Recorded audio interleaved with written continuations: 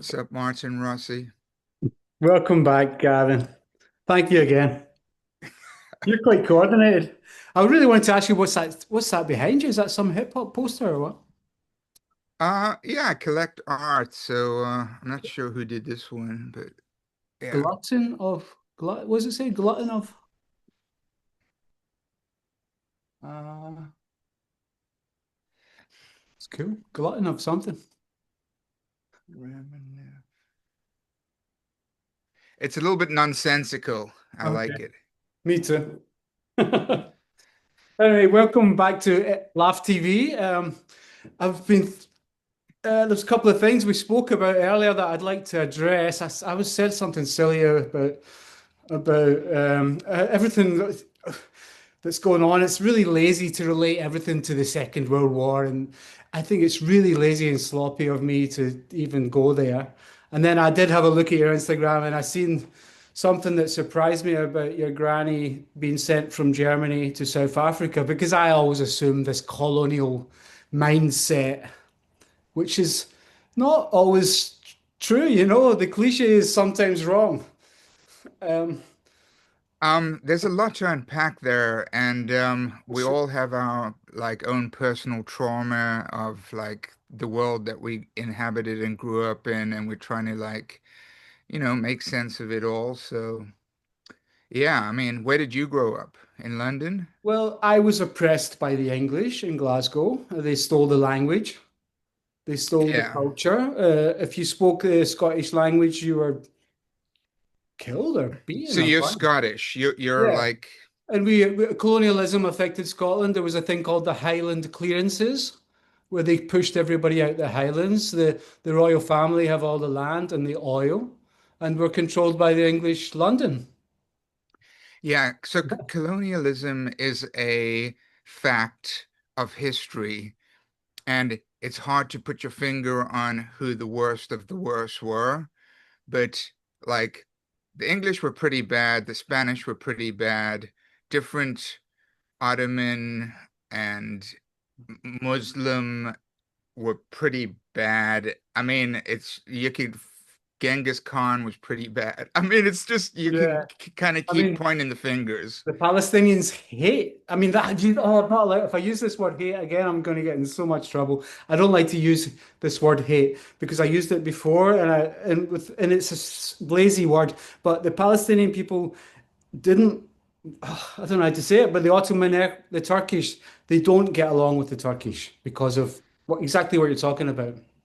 Yeah, there's a lot of history, man, and some people come to history like in the 21st century. They think it started Yeah, it's yeah. they think it started like 10 years ago. Uh-huh. That's why meditation and being present and the past and the future and everything becomes one when you meditate, and then you realize that we're most of the things you accuse the other person of, it's basically admission, I find. Amen to that. Yeah. Amen to Yeah. that. So the uh the anger that we feel towards wherever we point it, it may just be the current trope or where you're like focused right now. But that's your anger, man. It's inside of you. Mm. It's not like the thing you're pointing at. It's embedded. Yeah, and this reality that we construct, most of it is kind of internal anyway. And if you go into it, it's like we are making we're making our own movie, you know? Amen. Yes, we're creating the world with our imagination, and there are powerful structures out there that are imprinting those ideas on us every day. It's just the way of the 20th century. It was pretty bad, but it's always been pretty bad. It's like you get in people's head and you own them. Hmm. And what I'd like to say is that you have to. This is what I struggle when I'm doing the yoga with. They always say, "What's your intention? What's your purpose?" Now, and I thought about this a lot, and it's difficult. I always go to my mother. I think, okay, and she's gone now, but it's always about the mother for me, and then my purpose in life, which is really difficult when you think about it. And then it sounds like my purpose of life. It sounds grandiose, but really, it comes down to expressing. the beauty of existence for me, which I struggle with as well. I don't know if you would have a purpose of life.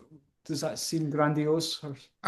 When I do yoga and I'm trying to like I get asked by the teacher what like if you wish come up with an intention, I always have one the same intention. Mhm. Be lighthearted. Okay, Like cool. whether that's find a sense of humor or be easy on myself and other people, that's my intention. It's a bit Jimi Hendrix, right? Is it Life is a lighthearted? joke. He says life is but a joke. Oh, I'm down with that idea. Yeah. Yeah. Okay.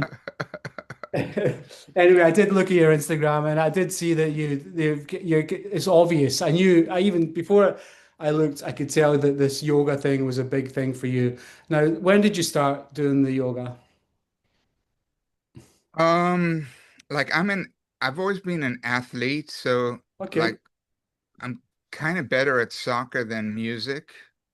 I noticed And Liverpool came up. We're big Glasgow Celtic fans here. I don't know if you've heard of yeah, Glasgow I Celtic. love soccer and I've always played. I just stopped playing like 2 years ago. Which But position? excuse me? Which position were you? Oh, like when I was at my best, I was a Van Dyke. No way. I was a sweeper. You know, I seen Van Dijk a lot. We played for Glasgow Celtic, and Yeah. great player. He played one season. We were lucky to get him for one and a half seasons, and he's Yeah. one of the top players. I Yeah. was pretty good, and then I kept playing all through my life. And um, there was a point where my knees were giving me issues, Hmm. and I was in a desperate place of like not knowing where to turn for my endorphins or my release or my exercise, and then family stuff. And I took my first yoga class maybe 2006 or something. Hmm. Yeah, 20 years ago. 20 years, okay. And you've been practicing because I mean, I missed it. I skipped a year once, and I felt it, but I've never. Actually, it's always good. Yoga is like it's for it means union, and it's like to join your body with your mind. It's sometimes so get separated. Yeah, it's just, it's a great practice. Without it, I would be a bit stiff in many ways. Yeah, yeah, yeah. So, could you please give us a little bit of this story about your grandmother? What was her name? Her name's Edith, but why are you interested in that? Just in one sentence, I'm just curious. Because I to understand the um justification for what's happening now in Okay, there's no justification for what's happening now because it's like awful what's happening now. I don't But mean you if personally. we, I know what you mean. But if we track it back to like 100 years ago, Hmm. like, and this is just personal experience. I'm just telling you like my family life, uh, and like that's no justification for anything. It's just a story, and I'm just telling you a story. What happened with my family? So, in my family tree, like I have roots in Poland and Lithuania and Berlin. Hmm. Okay, so um my my grandmother and her two sisters were teenagers living in Berlin 100 years ago. And um they like were Jewish and they were like liberal Jewish family, with living in a well-to-do community in what I think is now East Berlin. And and then Hitler rose and my grandmother, who was a teenager at the time, she recognized that something awful was happening. And so she was like, I'm getting the hell out of here. I'm not going to stick around to see how this unfolds. So it took her some time. And someone said, hey, There's a Jewish community in Johannesburg. You should go check it out. So she took a she took a ship to South Africa and met a man in Johannesburg named Jochen, and th they agreed that they'd get married. And she went back to Berlin and she told her two sisters, "Hey, I think I got something that's gonna be good for us in Johannesburg. Let's go there." And she tried to get her parents to leave as well. But they were adamant that things were going to breeze over. And so the three sisters hopped on a ship to Africa. Um, and something happened along the way where one of the sisters on a port of call didn't make it back onto the train, onto the ship. And her story it's just the saddest story of the three sisters. But all three sisters had a difficult time because the two sisters that arrived in Johannesburg found that the Jochen who my grandmother was going to get married to had already got married, and they were kind of stranded in Johannesburg, and they had to find husbands quickly. The third sister had to take a train from whatever port she was on to try get to South Africa. And she was raped on the train and made it to what was Rhodesia at the time, and found a little Jewish community in Rhodesia, and had to marry like a butcher because she couldn't be a pregnant single person. She married and then that was untenable, and she finally made it down to South Africa to join her sisters. My grandmother found another man whose name was also Jochen, and they decided to get married. So that's my grandmother's story. She wrote back to her parents like, "Hey, I have something going on here. Mhm. Come join me." So they didn't. So I have a manila folder in a bag over here in my drawer with the names of 200 members of my family who were killed in Germany.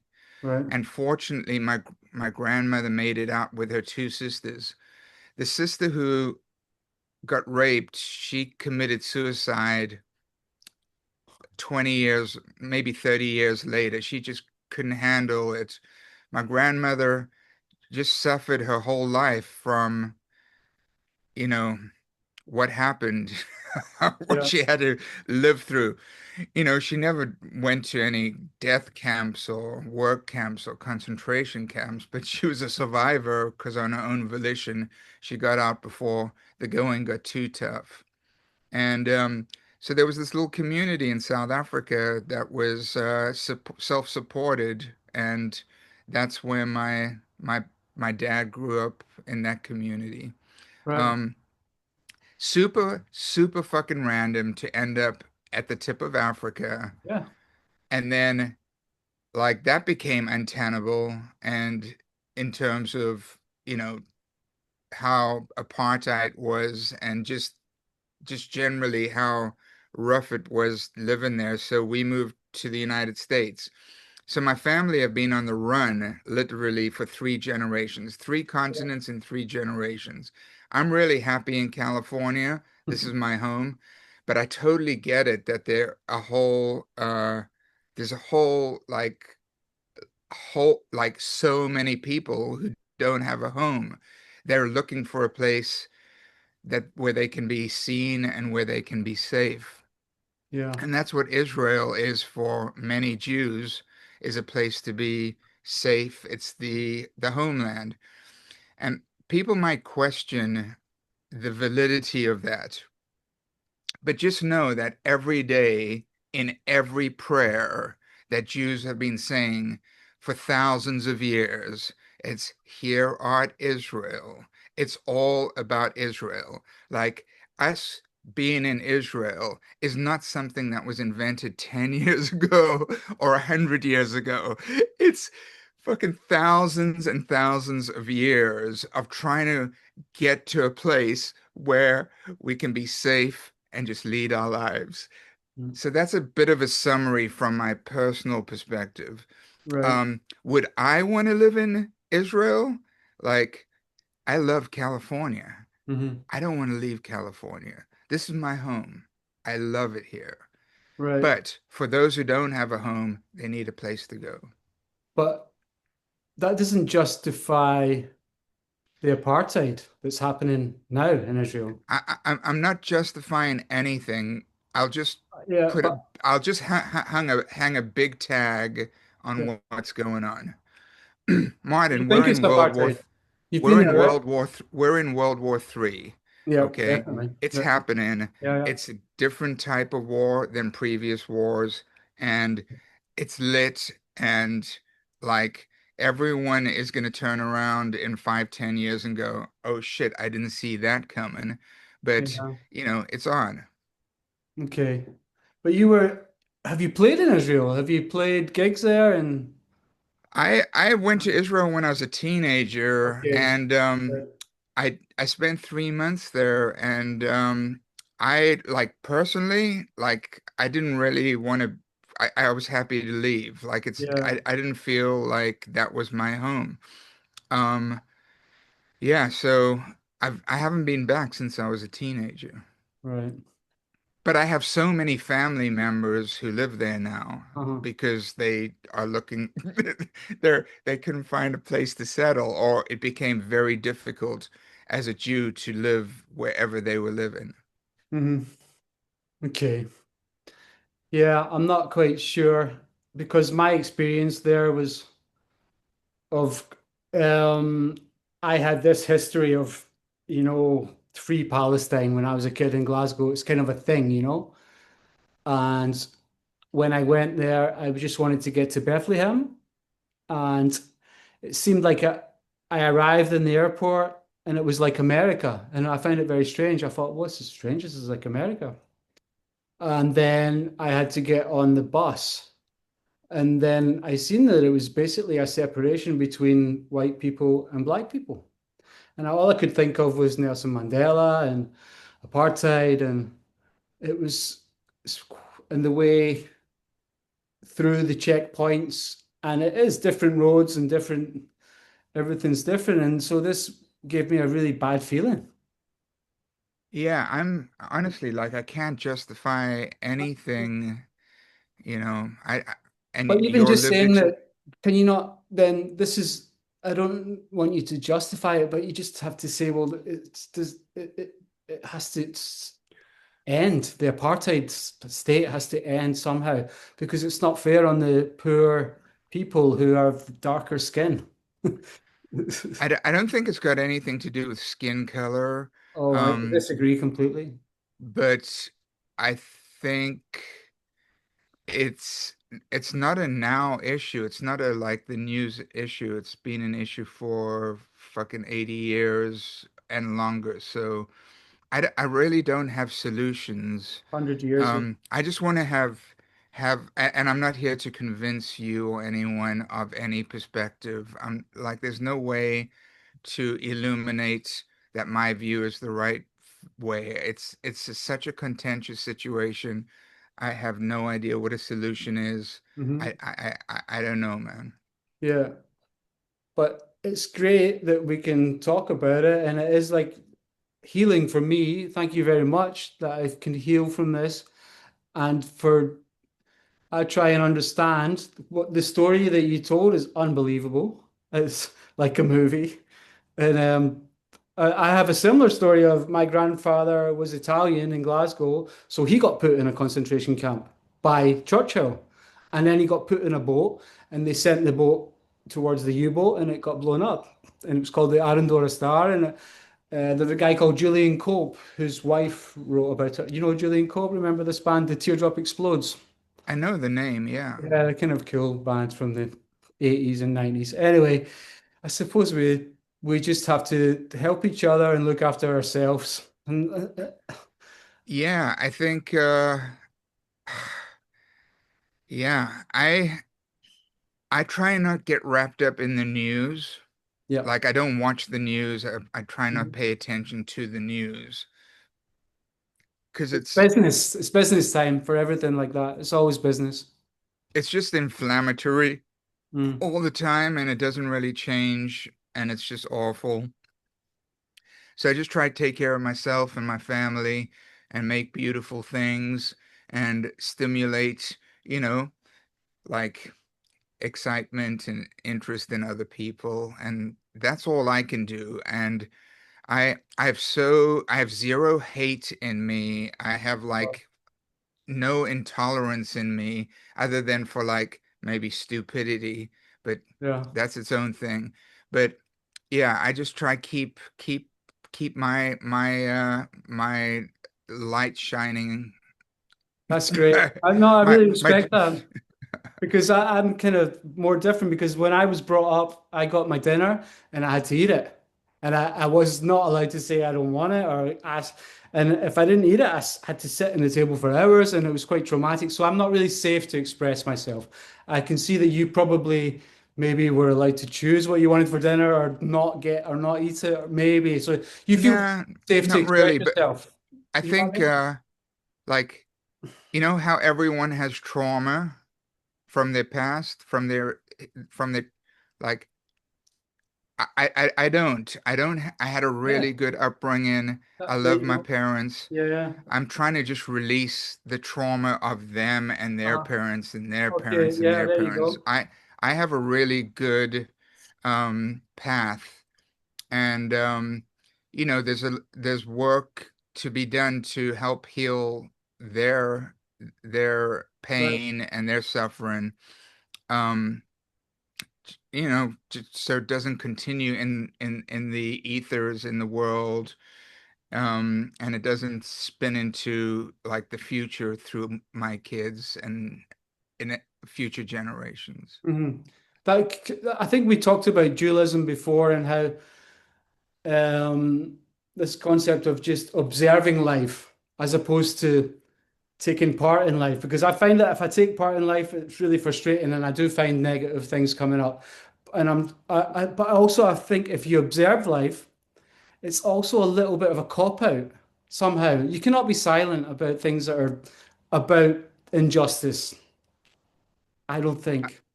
Or you can just invert that and in yourself have no injustice and Hmm.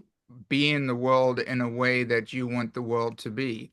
Because the world's going to do its worlding, and not Yeah. everyone's on the same path of whether it's, self-improvement or bringing about a better world. Most people are locked into their current existence, and you know, yeah, it's just I can't speak for other people, and as I get older, I less and less want to be interacting with other people. Like I have Yeah. zero interest in trying to convince anyone or debate anyone.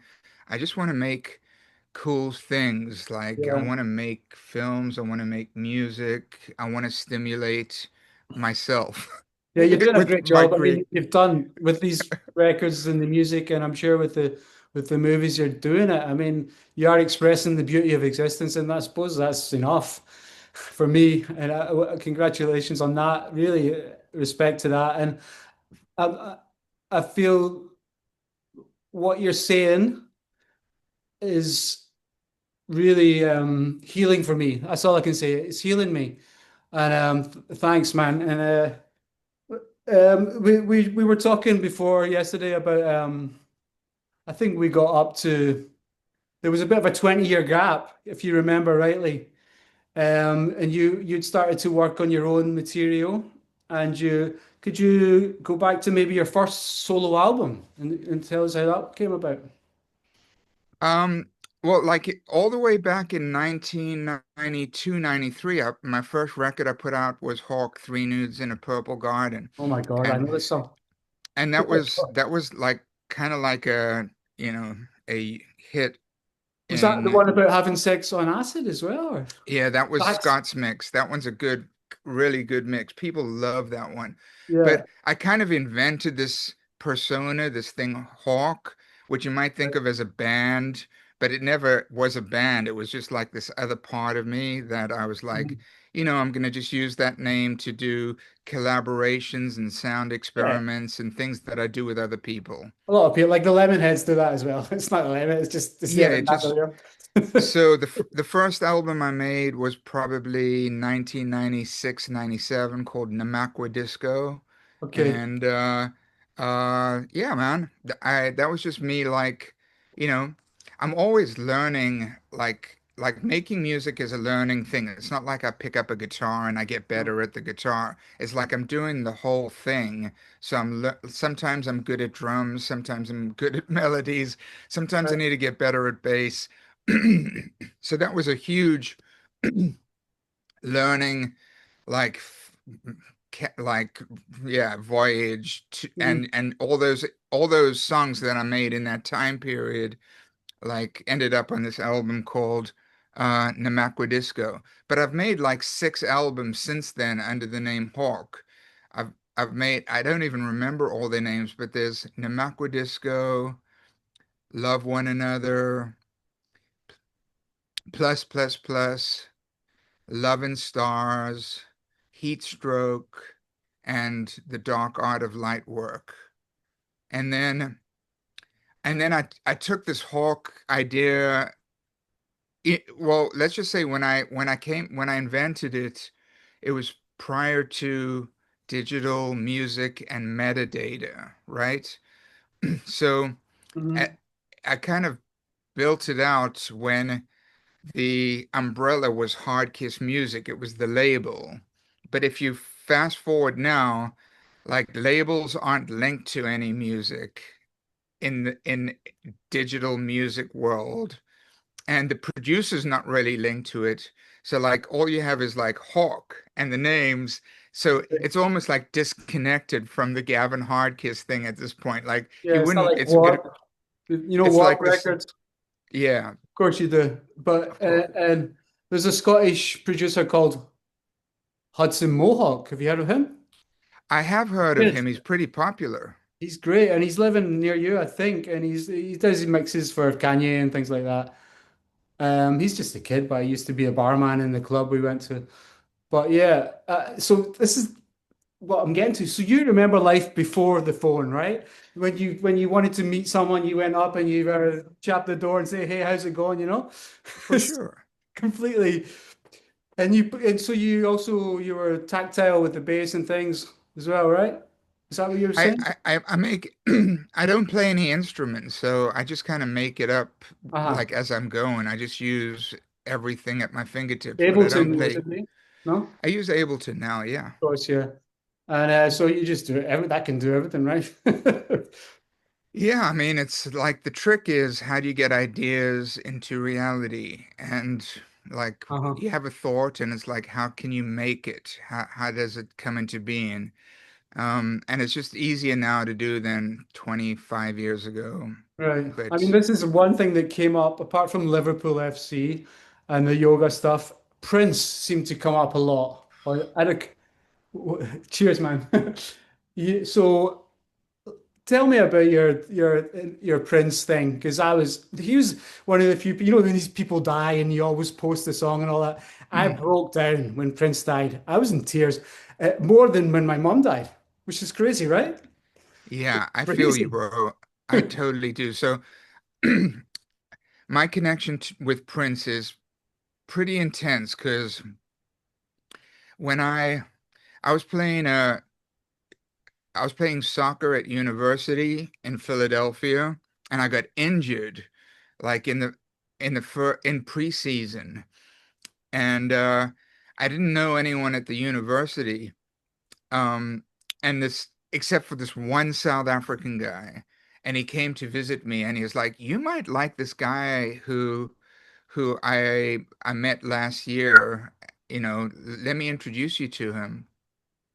So I hobbled down to this room in this like old quadrangle, and there was this kid on a phone, walking, pacing up and down. And while I was waiting for him to finish pacing, I was checking out his CD collection.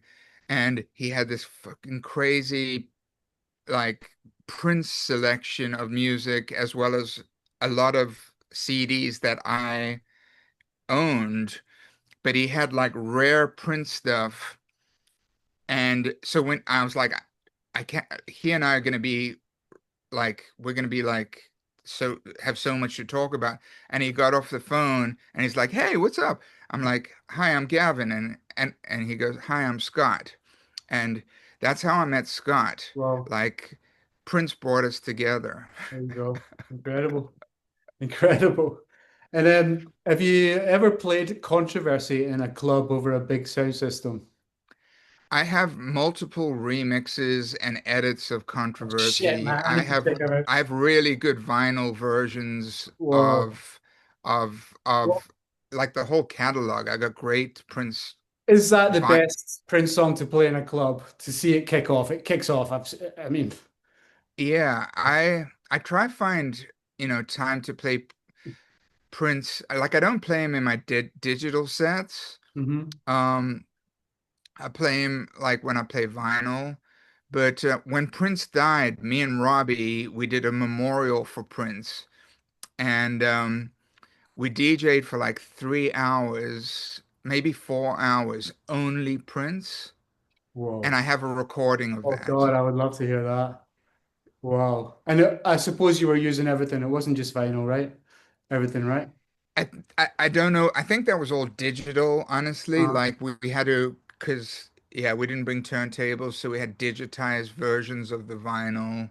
right. Um, yeah, Did you ever see and him? then Did you see Scott him and live? I, No? Sorry. yeah, Scott and I, um, we kind of like when he was doing Sign of the Times tour, Mm. we just went to multiple cities on the East Coast. We Oh caught wow. him, I think, in Baltimore, Philadelphia, Yeah. maybe even New York. I've seen Okay. him play in Paris. I've seen him play in San Francisco. No Um, way. Okay. So you've seen these yeah. after shows and he's I never got to an after show, oh but I have recordings. okay, because he done in Glasgow, he played at Glasgow Celtic, who are a much better team than Liverpool, and we destroy Liverpool every time we play them. Yeah. Of course. And so he played in Paradise, which is our ground, and he said, and his opening words were, "Okay, so this is Paradise," and it's like the shithole of Glasgow, it's the East End of Glasgow, you know.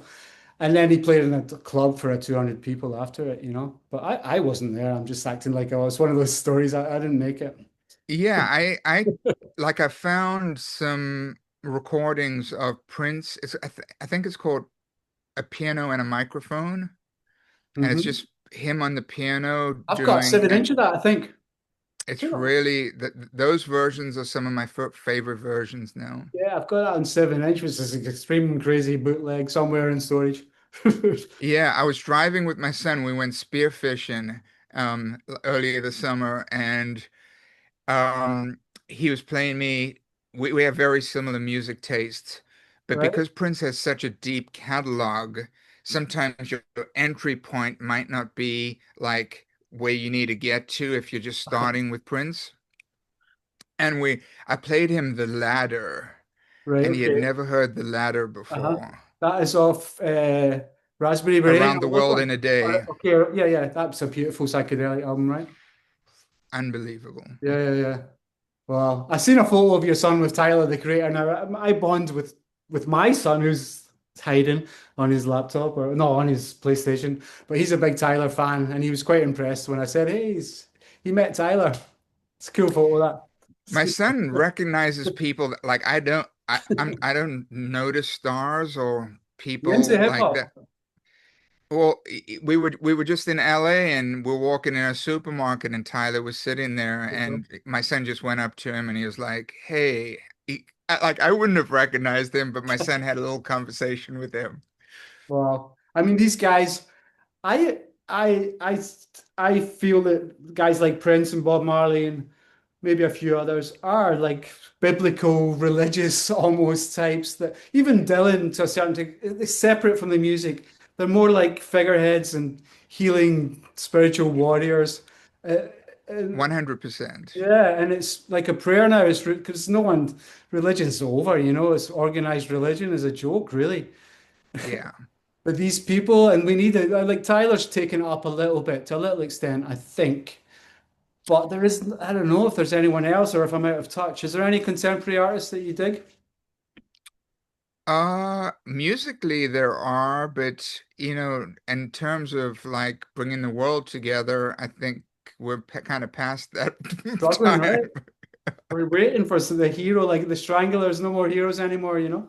The Yeah, I Stranglers. don't think we need heroes. I think we just need to like agree to disagree and just know that we you don't have to be right. There can be many rights. Yeah, but we're coming to the end. We've got a few minutes.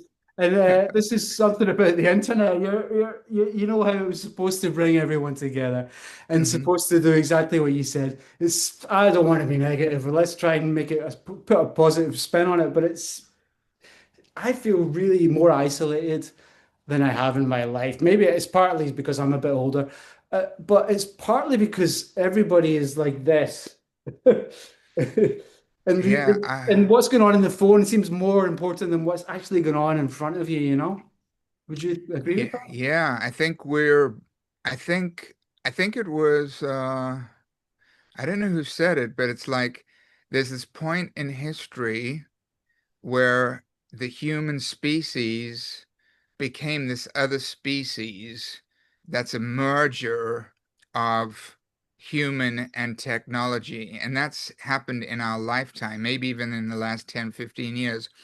So the screen and the device become the extension of the human. And it's like maybe we'll look back and go, I mean, maybe there'll be a time in the future where that's embedded, that technology is actually embedded, but for now it's a separate device, but it's like it's a new species.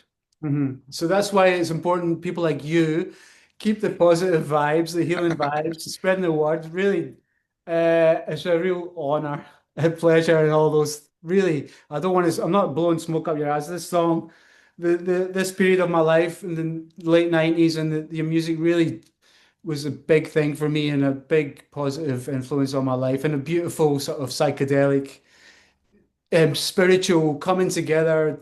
With in Glasgow, there was like a bad boys and the weird boys, and everybody came together under this kind of music that you were doing, I especially. appreciate that. I thank you, Martin.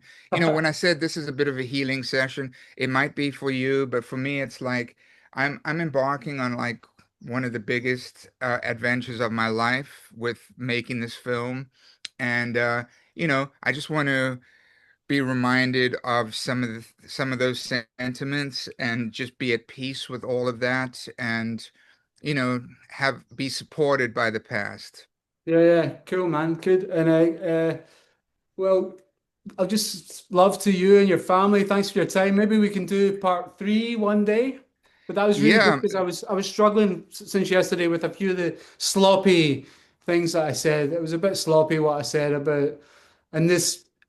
Forgive me for that, and thank you for understanding. I think you understand where I'm coming from. Oh, you're frozen. but yeah, all the power to you. Thanks for making the time Yeah. to connect with me, and I appreciate it, Martin. Thank you. Okay. God bless you, Gavin. Take care. Ciao. Ciao, ciao. Gracias. Hasta luego.